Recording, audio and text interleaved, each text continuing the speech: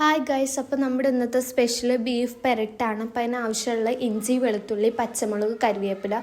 ഇഞ്ചിയും വെളുത്തുള്ളിയും ചെറുതായി അരിയുക. പിന്നെ നമ്മൾ കഴുകി വെച്ചേക്കുന്ന ബീഫ് കുക്കറിലേക്ക് നമ്മൾ ഇട്ട് കൊടുക്കുകയാണ്. അപ്പോൾ അതിന് ശേഷം നമ്മൾ ഇഞ്ചി വെളുത്തുള്ളിയും ചെറുതായി അരിഞ്ഞത് നമ്മൾ ഇട്ട് കൊടുക്കുക.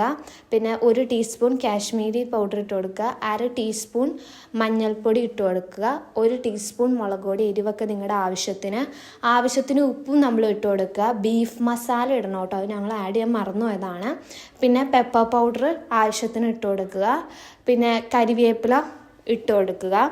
പിന്നെ കുറച്ച് വെളിച്ചെണ്ണ ഒഴിച്ചിട്ട് ബീഫിൻ്റെ വേവ് അനുസരിച്ച് വേവിക്കുക. പിന്നെ നമ്മൾ ചീഞ്ചട്ടി എടുക്കുക, അതിൻ്റെ അകത്തേക്ക് വെളിച്ചെണ്ണ ഒഴിക്കുക, പെരിഞ്ചീരകം ചതച്ചത് ഇട്ട് കൊടുക്കുക, 1 സവാള ഇട്ട് കൊടുത്ത് നന്നായിട്ട് വാട്ടിയെടുക്കുക. അതിൻ്റെ ശേഷം വാട്ടിയതിന് ശേഷം അതിൻ്റെ അകത്തേക്ക് 1 ടീസ്പൂൺ ചില്ലി ഫ്ലേക്സും കുറച്ച് കരിവേപ്പില ഇട്ട് കൊടുക്കുക. എന്നിട്ട് വേവിച്ച ബീഫ് അതിലേക്ക് ഇടുക.